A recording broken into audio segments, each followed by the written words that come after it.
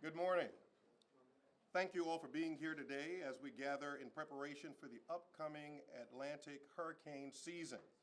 I want to extend my sincere appreciation to all our local and state leaders for joining us, our leaders from the South Carolina Highway Patrol, South Carolina DOT, SCEMD, and especially to our Governor, Henry McMaster, for joining us today. And it's an honor to be here with all of you at this time.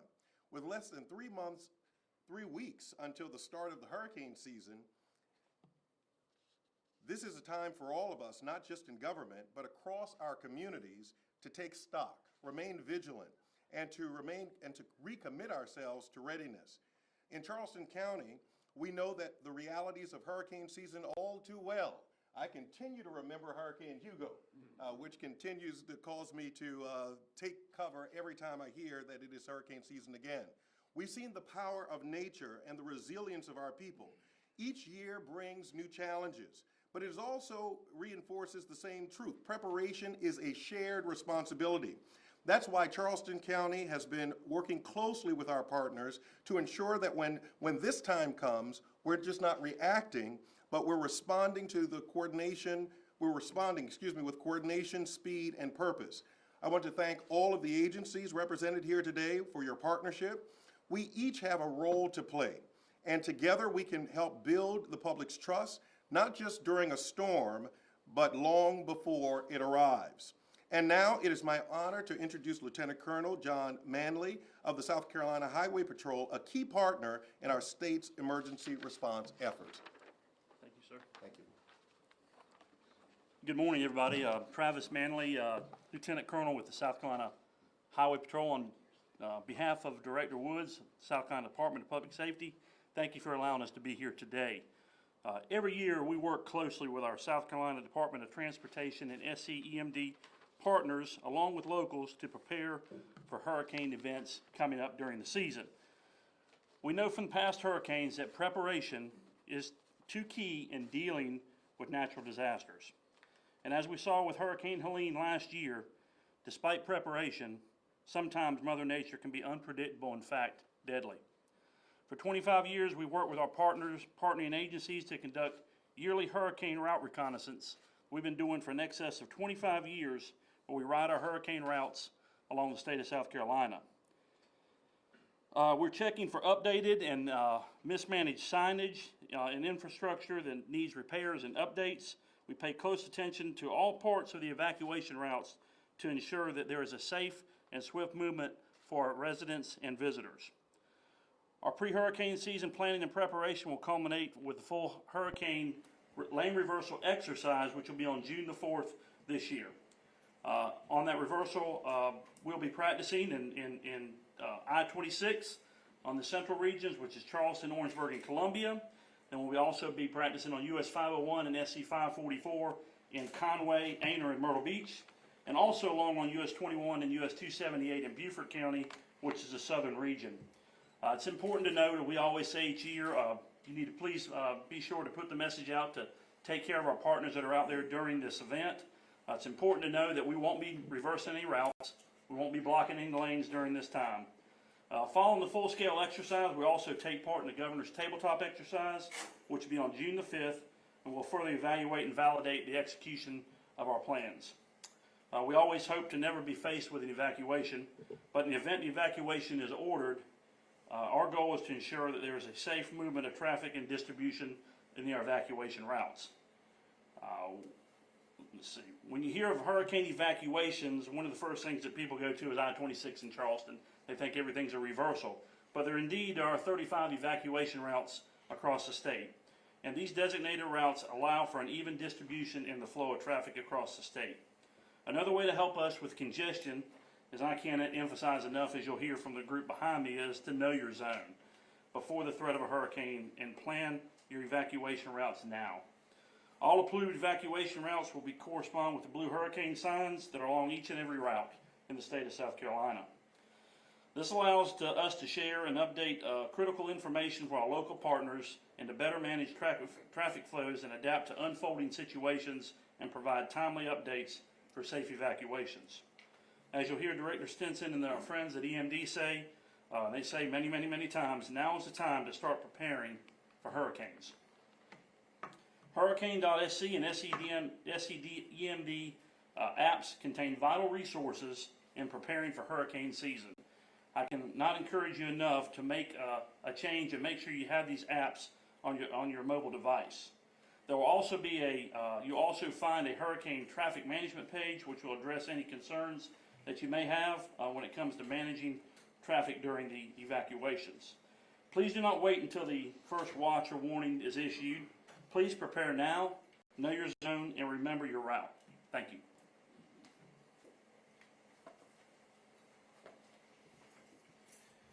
Hey, good morning. I'm Rob Perry, Deputy Secretary for Engineering for SCDOT. Just want to thank you all for having us here today. I want to thank the Governor for his leadership, not only during this previous hurricane season where we saw a hurricane in the upstate, which is unprecedented, where we picked up over 5 million cubic yards of debris. That's equivalent to about 2 Empire State Buildings for about 6 months. But I want to thank the Governor for leadership through all hurricanes during his tenure to empower us to make the right decisions for the people of South Carolina and for our visitors to our great state that may not know what a hurricane is. As Colonel Manley stated, hurricane preparation starts during the wintertime. We ride all 35 routes. We make changes as necessary to signing and marking. We have 3,000 DOT maintenance staff that assist us with preparing for hurricane evacuations as well as recovery efforts, and we have no problem moving them from the upstate to the coast or the coast to the upstate, no matter what the event is. They're deployables. We always tell them, have your go bag ready with your hard hat, your steel-toe boots, and your vest. We also have around 750 of those staff that help us with hurricane lane reversals that Colonel Manley mentioned, whether it be the 2 hurricane reversal routes down in the southern region, US 21 or US 278, the central, which is the one here on I-26, it's around 80 miles, or the one up in Horry County in the northern region, 501. Also want to point out that we're a booming state, one of the fastest growing states in the country, and to combat that, to be prepared for that, we have a lot of roads under construction. We've got $6.5 billion in active construction contracts, and a lot of it you see right here in Charleston, all the way from Charleston to Columbia. We have 5 work zones between here and there, whether it be interstate widenings, new interchanges, or the system-to-system with I-26 and I-95. So when a hurricane comes, we call for the evacuation, we shut down those work zones again to try and make sure that our motoring public can get inland 100 miles as quickly and safely as possible, following all the directions. Finally, I'd be remiss if I didn't recommend that you all download 511, the SC 511 app. It has all 35 evacuation routes in it. You can just go to your house, you can toggle on those routes, and you can toggle on the location of where you are, and that's how you find your closest route to your home to get inland. So, as Colonel Manley said, don't wait till the warning, don't wait till the press conferences, do it now. That way you're prepared. I'll be followed by Director Kim Stinson with EMD.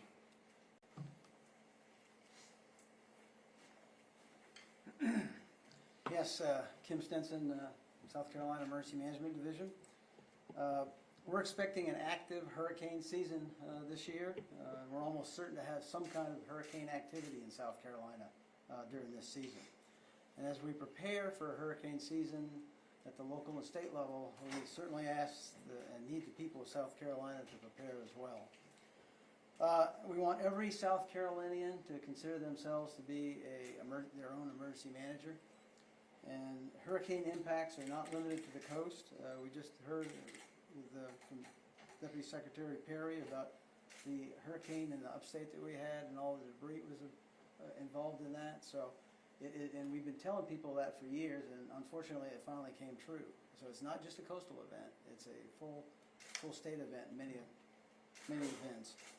Even in recent years, even when we didn't have a landfall, it still caused major damage as the hurricane went by South Carolina. So you have to be mindful of that. Certainly flooding is a serious threat here in South Carolina. If you live in a low-lying area, certainly have a plan and know where to go if you have to evacuate. And never drive through flooded water or around barricades. We've had people basically, it ended up becoming fatalities because they did drive around barricades and they did drive through flooded roads. So it's extremely dangerous and it certainly puts both your life and the lives of anybody that's trying to rescue you at risk at the same time. We've got several tools to help people plan, and we've already talked about some of them. We'll go ahead and repeat them, but certainly if a hurricane impacts South Carolina, our website, scemd.org, is a central clearinghouse for official disaster-related information, so that's an excellent resource that you can go to. You can visit hurricane.sc, which is basically an online version of the 2025 hurricane guide that you can have all the time, carrying that around with you. And it's got also quick access to the evacuation zones, and then also the Know Your Zone tool. We realize that many citizens don't know what zone they're in along the coast, and we certainly encourage them to find out, because the evacuations will be in fact done by zone. So printed copies of the hurricane guide is available a number of places. It's at Walgreens, Welcome Centers, it's coastal DMV offices, and being distributed to newspapers from the coast back up to the Midlands this month.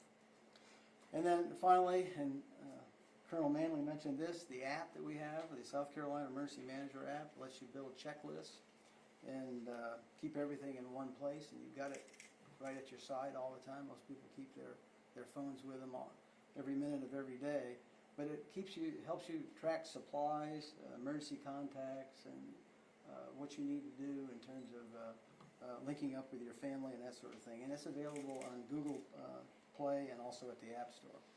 So, reminder to make the best of the time right now while you still have time, and it means taking the opportunity to assess and finalize your long-term storm preparations. So we encourage everyone to, 1, know your zone, 2, prepare your home, and 3, remember your route.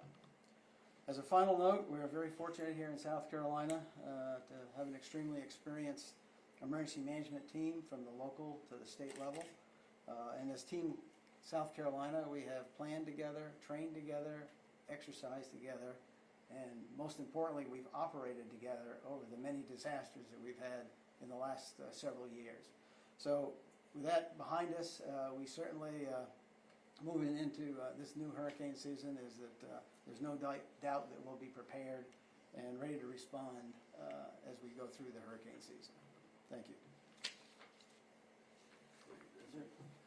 Thank you, Mr. Simpson. Well, just to finish up before we open up for questions, I'd like to thank all of you for being here to publicize the fact that we are entering hurricane season, and we know there's going to be some. We don't know if they're going to come to us. If they do come our way, and sometimes we don't know till just the last few minutes where they're going to be. We have weather reports from all over the world, but we cannot predict where they're going to go. And with Hurricane Helene, when that one came in, it was a little bit off from what all the predictions had been. But that was the first time some of the people in the upstate had seen a hurricane. And similarly, we have a lot of new people in South Carolina that have never seen a hurricane. And they are not going to believe what they see if it comes right at us. If you've ever been up close to one, you know it's not the place to be. So I want to emphasize what everyone has said. We have had much experience over the years. We have people from other states, other places tell us that we have the best coordinated, most experienced, most effective team of anyone in the country. Good news is we got a lot of experience. The bad news is we got a lot of experience.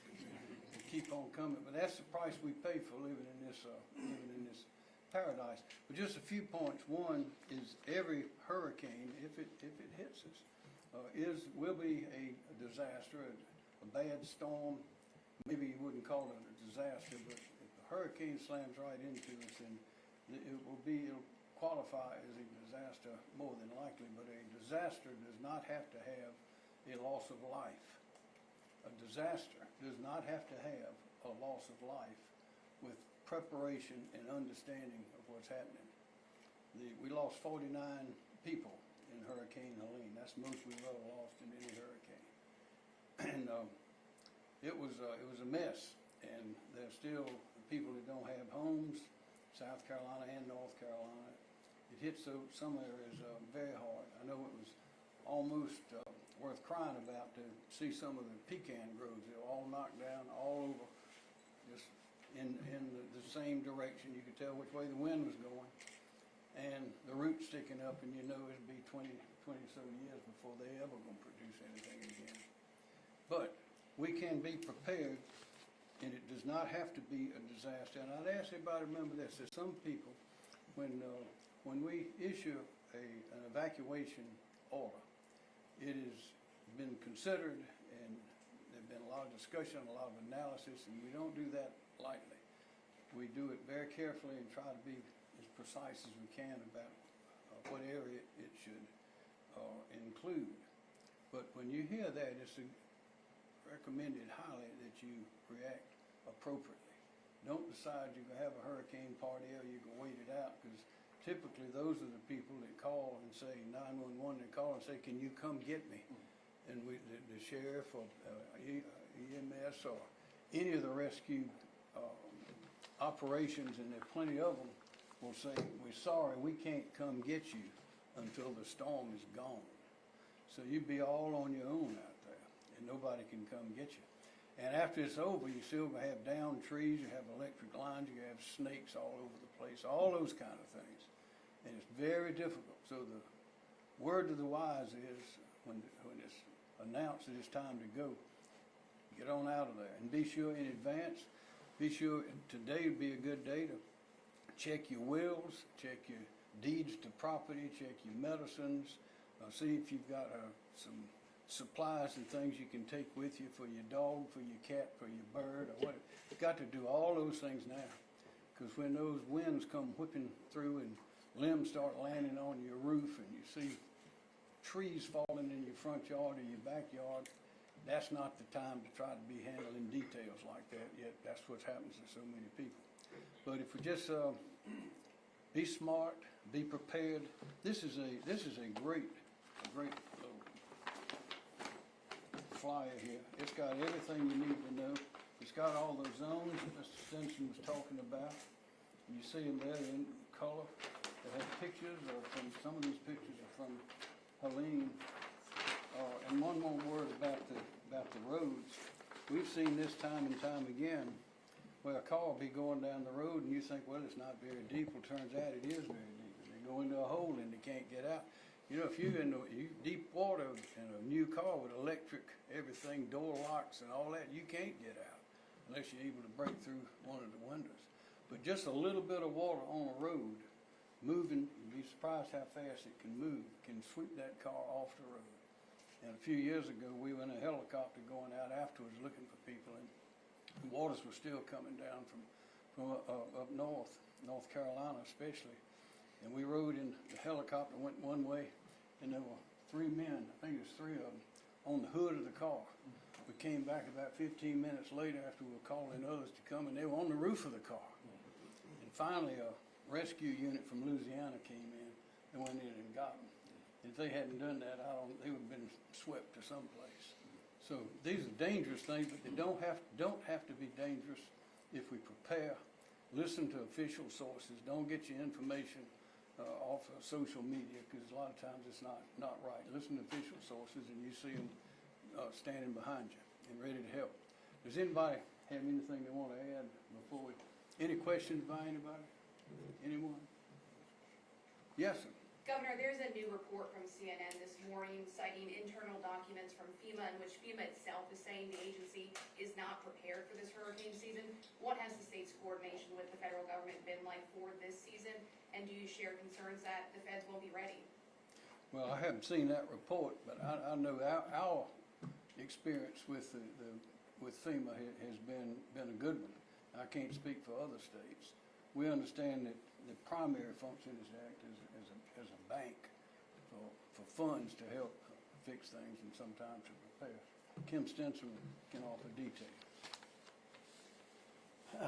Yes, I'm also not familiar with the report that you quoted there, but we have been in contact with FEMA Region 4, which is in the southeast United States, the busiest one by all accounts, because we've got so many disasters and floods here in the southeast, and of course we're right in the middle of all of that. But we have been in contact with them. They have indicated that in terms of the response, that they'll be able to provide incident management teams and search and rescue and swiftwater rescue teams. They may have to be sourced out of the region, but they have come online to say that they're fully supportive of any request that we might put in. Now, they're also prepared to provide food and water, and we could ask them for that, but we have our own contracts and we normally source that ourselves.